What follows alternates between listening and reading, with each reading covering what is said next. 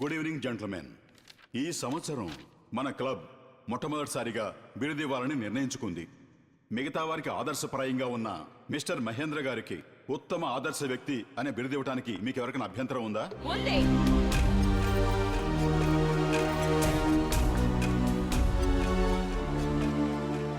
నేను ఈ క్లబ్ మెంబర్ని.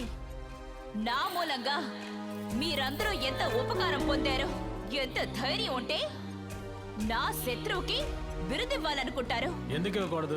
ఆయన ఎంతో సమాజ సేవ చేశారు కదా. సమాజ సేవ ఆయన ఇంటికా ఊరికా? ఊరికే మేడం, తన వల్ల ఎంతో మంచి జరిగింది. ఇంత సపోర్ట్ చేసి మాట్లాడుతున్నారే, బిరుదు కోసం ఎంత డబ్బిచ్చారు ఆయన? చూడమ్మా, ఆయన ఎలాంటి బిరుదుకి ఆశించేవారు కాదు. ఇది క్లబ్ మెంబర్స్ డెసిషన్. సో అతనికి అవార్డు ఇవ్వాలని నిర్ణయించుకున్నాం.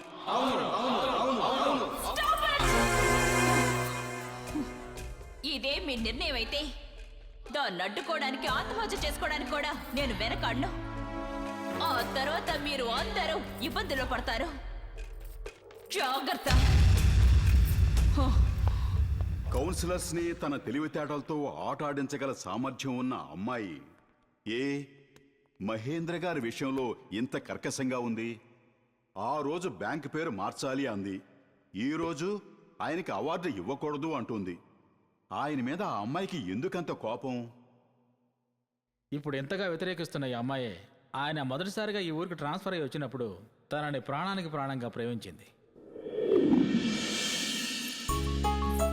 ఇంకా నయ్యో ఎవరూ లేరు.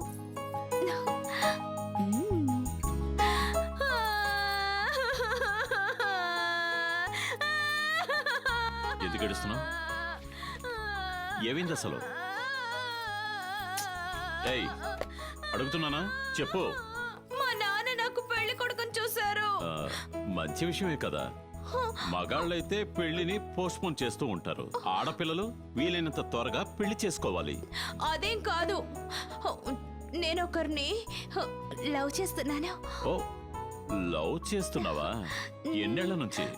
ఆయన ఈ ఊరికి వచ్చిన దగ్గర నుంచి 3 నెలలు 26 రోజులు 9 గంటలు 12 నిమిషాలు 42 క్షణాలు. బాగానే గుర్తు పెట్టుకున్నావే.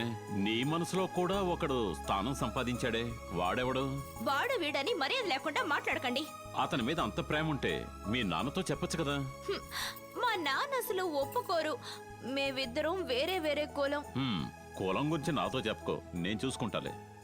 ఈ ఊరే ఎదిరిస్తే ప్రపంచాన్ని ఎదిరించైనా చెప్పాల్సింది చెప్పి చెయ్యాల్సింది చేసి మీ ఇద్దరిని ఒకటి చేస్తాను. నిజంగా? ఎవరో పేరు చెప్పు. నేను చెవిలోనే చెప్తాను. ఆయన ఆయన అన్నయ్య, భోజనానికి రండి. అయ్యో, నేను తర్వాత వస్తాను. ఏయ్ ఆగు. మూర్తి, మూర్తి, ఏం జరగలేదు. ఏం జరగలేదు మూర్తి. నువ్వు అనుకున్నట్టు తప్పేం జరగలేదు. ఏమీ జరగలేదు. ఏ పిల్ల ఎటుగా సిగ్గుపడుతూ పరిగెట్టలేదు. ఇంకా చెప్పాలంటే నేనేవాడిని ఇక్కడ లేను. నేను కంటితో చూసిందంతా అబద్ధం, నేను చెవులతో విన్నదంతా అబద్ధం. నువ్వు చెప్పేది నిజం. మూర్తి మూర్తి చచ్చిపోయి చాలా సేపు అయిందండి. వస్తా. అయ్యో,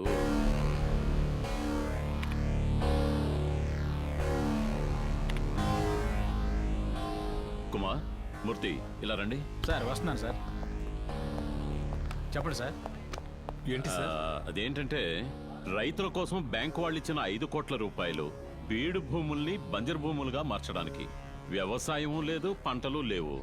ఈ జనం ఎందుకు డబ్బు ఖర్చు చేయడం లేదు? జనం డబ్బు తీసుకుంటేనేగా ఖర్చు చేయడానికి. కంప్యూటర్ చెప్తోంది. కంప్యూటర్కి ఏం తెలుసు సార్? అప్పిచ్చిన వివరాలు చూపిస్తుంది. చేరవలసిన వాళ్ళకి ఈ డబ్బు వెళ్ళి చేరిందో లేదో చెప్తుందా? చెప్పలేదు కదా. మరి ఎవరు తీసుకున్నారు?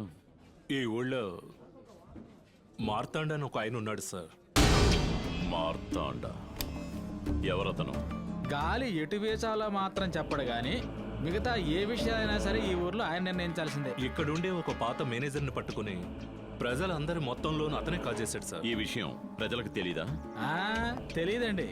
ఒకవేళ తెలిసినా కూడా ఈ అమాయక ప్రజలు అతను బాగా నమ్మేశారండి. వీళ్ళు జన్మలో మారండి. మూర్తి, జనాన్ని తిట్టద్దు. జనం ఏం చేయగలరు? ఎవరైనా సాయం చెయ్యరా అని అందరి మీద నమ్మకం పెట్టుకుంటారు. ఆ నమ్మకాన్ని సొమ్ము చేసుకుంటున్నారు అధికారంలో ఉన్నవాళ్ళు. ముందు ఈ విషయాన్ని ప్రజల మధ్యకి తీసుకురావాలి.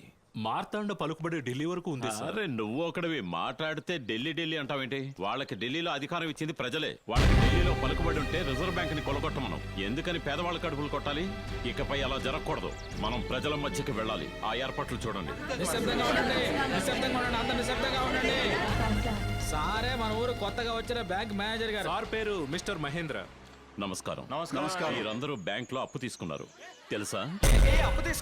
ఉన్నయ్య 50,000. 50,000 ఈశ్వరరావు 60,000, 1000 రూపాయల నోటు కళ్ళతో చూడలేదు 60,000. అబ్దుల్లా 30,000. ఆగనయ్యా, వదిలితే ఊర్లో పేర్లన్నీ చదివేలాగా ఉన్నారు మీరు. అవును, అందరూ అప్పు తీసుకున్న వాళ్లే. అయ్యా బ్యాంక్ ఉన్న ఈది వైపే మేము వెళ్ళలేదయ్యా. మాకు బ్యాంక్కి ఏమిటయ్యా సంబంధం? అదే మీరు చేసిన మొదటి తప్పు. బ్యాంక్ అనేది శ్రీమంతులకి చదువుకున్న వాళ్ళకే కాదు, పేదవాళ్ళు చదువు లేని వాళ్ళు ఉపయోగించుకోవడానికి. ఈ విషయం మీకు తెలియకపోవడమే మీ సమస్య. మాకు బ్యాంకు ఏంటండి సమస్య? మీ దస్తావేజులని ఎవరి దగ్గర ఉన్నాయి? ఊరికి పెద్ద మార్తాండయ్య గారి దగ్గర ఉన్నాయండి. ఆయన చేతికి ఎందుకు ఇచ్చారు? వర్షం వస్తే గేదెలు బయట తడుస్తాయి, మేము లోపల తడుస్తాం. తడవకుండా భద్రంగా ఉంటాయని పత్రాలు ఆయన చేతికి ఇచ్చాం. మీరు నమ్మకంతో ఇచ్చిన దస్తావేజులు పెట్టి మీలాగే ఆయన సంతకం చేసి మీరు లోన్ తీసుకున్నట్టుగా ఆయన బ్యాంక్ లో తీసుకున్నారు. మాట్లాడాలంటే ఏమైనా మాట్లాడచ్చు. అన్యాయంగా మనిషి మీద నిందేయకండి. ఇలా చూడండి, ఆయన మంచివారేగా. వెళ్ళి మీ దస్తావేజులు తెచ్చుకోండి. ఎందుకు? మీకందరికీ మంచి చేయడానికే దేశ గ్రామీణ అభివృద్ధి సంస్థ అని ఒకటి ఉంది. కోళ్ల పెంపకం నుండి వ్యవసాయ ఉత్పత్తి వరకు అన్నిటికీ బ్యాంక్ లోన్ ఇస్తోంది. అది మీకు దక్కాలి. అదే నా కోరిక. మీరు వెళ్ళి మార్తాండకిచ్చిన దస్తావేజుల్ని వెంటనే తీసుకురండి.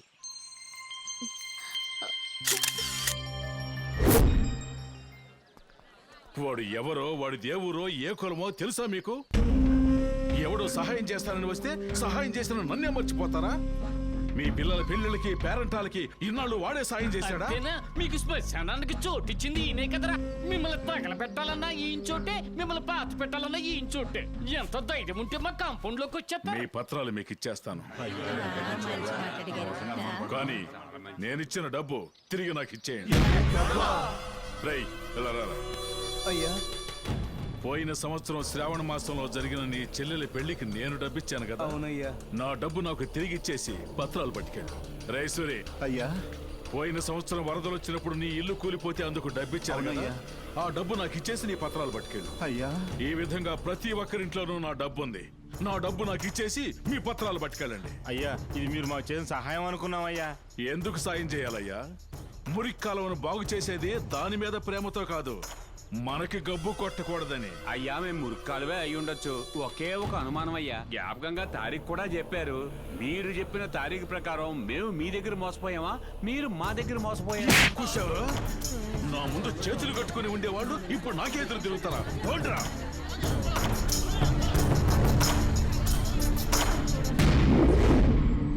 ఏమిటయ్యా ఒట్టి చేతులతో వచ్చారు? పత్రాలు ఎక్కడా?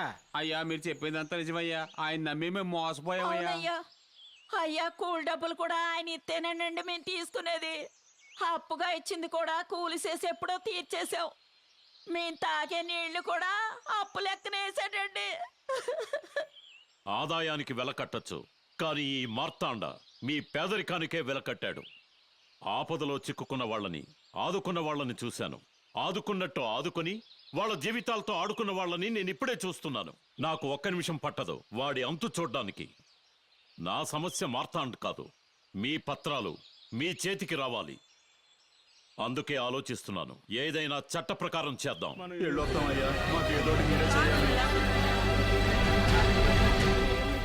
ఆగండి. మీ పత్రాలు మీ ఇంటికే వస్తాయి. వెళ్ళండి. ఏమిటయ్యా పత్రాలు ఇంటికే వస్తాయని చెప్తున్నారు మీరు? ఎలా వస్తాయండి? అతను ఎంత పెద్ద మనిషో తెలుసా? అనవసరంగా మాట వచ్చి మీరు అవమానపడబోతున్నారు. పత్రాలు వాళ్ళింటికి ఎలా చేరుతాయో నువ్వే చూడు. ఏ ధైర్యంతో ఎలా చెప్తున్నాడు ఈయన? హలో, కలెక్టర్ మేడమా? ఎస్. ఒక్కరు ఆత్మహత్య చేసుకోవడం చూసుంటారు, ఓ కుటుంబం అంతా ఆత్మహత్య చేసుకోవడం చూసుంటారు. ఇక్కడ ఒక ఊరంతా ఆత్మహత్య చేసుకోబోతుంది. వాట్? వాళ్ళని వెంటనే అడ్డుకోలేదంటే గవర్నమెంట్కి మీరు సమాధానం చెప్పాల్సి ఉంటుంది. మీరెవరు? జనం క్షేమం కోరుకునే ఒక ఇండియన్.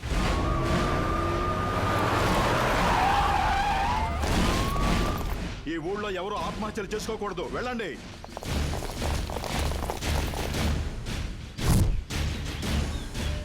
సార్ ఒక అతను కిరసనాలు తీసుకుని వెళ్తున్నాడు సార్.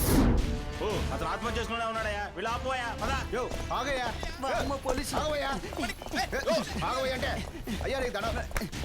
సార్ వదలండి సార్, కిరసనాలు పారిపోయకండి సార్. సార్ కిరసనాలు పారిపోయకండి సార్. సార్ వద్దు సార్, పారిపోయకండి సార్. వదలండి సార్. ఎందుకు సార్ కిరసనాలు పారిపోసారు? ఏయ్ నువ్వు ఆత్మహత్య చేసుకోవడానికి కిరసనాలు నేనెందుకు తీసుకెళ్తున్నా? సార్ ఆత్మహత్య చేసుకుంటాను? గంటల తరబడి రేషన్ షాప్ లో నుంచి కిరసనాలు తెచ్చుకున్నానయ్యా. అన్యాయంగా కింద పారిపోస్తారు. దీనికి నేను ఆత్మహత్య చేసుకోవాలి. బాబు క్షమించు బాబు. ఓవే నీతో కాపురం చేసుకుని ఎక్కడ పోయి సావచ్చు. ఎల్లవయ్యా ఎల్లు, నేను ముందుగానే పాడ సిద్ధం చేశాను. ఎందుకైనా పడుకుంటారా? వద్దు వద్దు ఊరుకోవయ్యా. వద్దు. నువ్వు ఆత్మహత్య చేసుకుంటే మా ఉద్యోగాలు పోతాయి. నేను ఆత్మహత్య చేసుకుంటాను ఎవరయ్యా మీకు చెప్పింది? నా పెళ్ళాన్ని భయపడ్డానికి ఊరికే చెప్పాను. ఊరికేనా? అవునా? రే రే ఆగో, రే ఆగో, రే.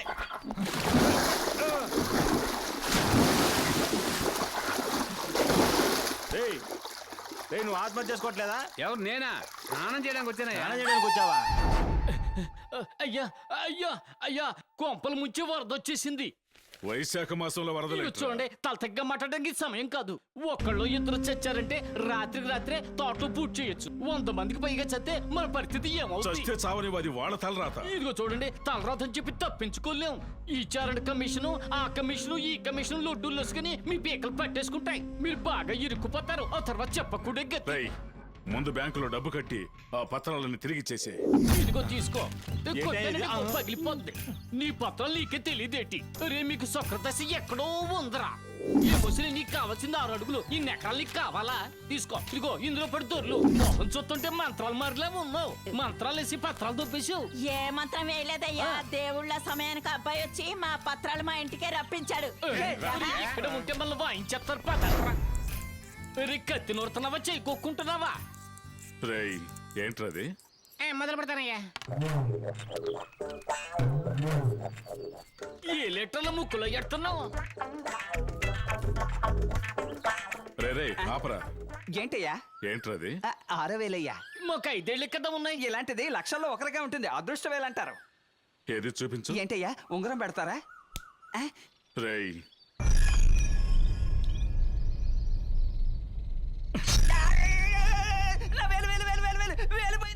నీ అదృష్టం నాకు ఇబ్బంది కలిగించకూడదు. సార్ ఇందులో సిగ్నేచర్. సార్ ఆ. మాలకొండని పిలిపించమన్నారుగా. రావయ్యా. ఈ ఊర్లో ఉన్న ఒకే మాలకొండ ఇతనే సార్. నమస్కారం అయ్యా. కూర్చోండి. ఎక్కడ పని చేస్తున్నారు? ఊరవతల క్వారీలో రాళ్ళు కొడుతున్నాయ్యా. రాళ్ల క్వారీలోనా? అవునయ్యా. సుబ్రహ్మణ్యం సార్. ఇదిగో ఈయనకి భోజనం పెట్టించి ఇంటికి పంపించండి. రావయ్యా. సార్ కష్టపడి నేను తీసుకొస్తే మీరేంటి జేబులో డబ్బులు తీసి తిండి తింటారని పంపిస్తారు? మాలకొండయ్య అనే వ్యక్తి 68 ఎకరాల గుడి స్థలాన్ని, 48 ఎకరాల పొరంబోకు స్థలాన్ని పెట్టి బ్యాంకులో లోన్ తీసుకున్నాడు. ఈతన లోన్ తీసుకుని ఉంటాడు. తీసుకునుంటే అతను పొట్టేందుకు అతుక్కుపోయింది? అప్పుడు తీసుకున్నది ఎవరు సార్? మార్తాండే. మార్తాండా? అవును, వాడే. మాలకొండయ్య అనేది వాడి మునుపటి పేరు. ఆ పేరులో ఎలా మోసం చేయగలిగాడు? ఇదిగో వాడు చదువుకున్న స్కూల్ సర్టిఫికేట్. బడిలో వాడి పేరు మాలకొండయ్య. ఇది పార్టీలో వాడు కార్యకర్తగా చేరినప్పుడు ఇదే వాడి పేరు. ఏ రోజైతే వాడు జిల్లా కార్యదర్శి అయ్యాడో ఆ రోజే మాలకొండయ్య మార్తాండగా మారాడు. నమ్మలేకపోతున్నాను సార్. నమ్మలేకపోతున్నావుగా? రండి. స్పీకర్ 4.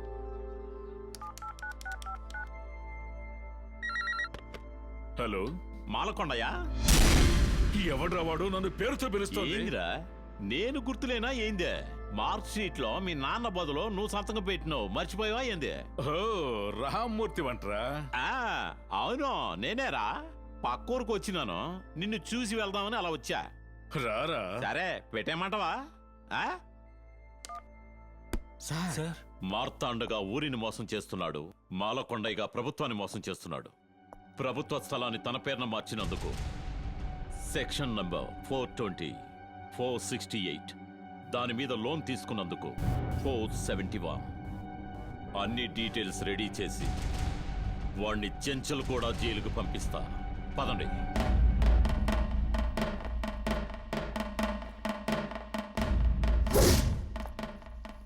నమస్కారం సార్.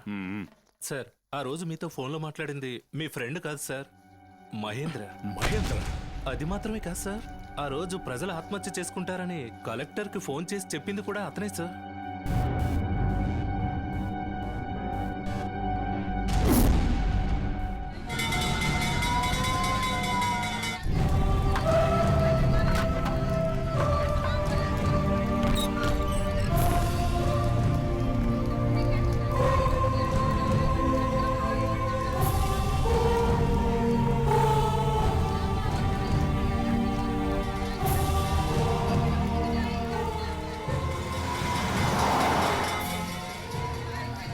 వాచ్మెన్ తన్ని కట్టిపడేసి తగలబెట్టి వెళ్ళిపోయారయ్యా.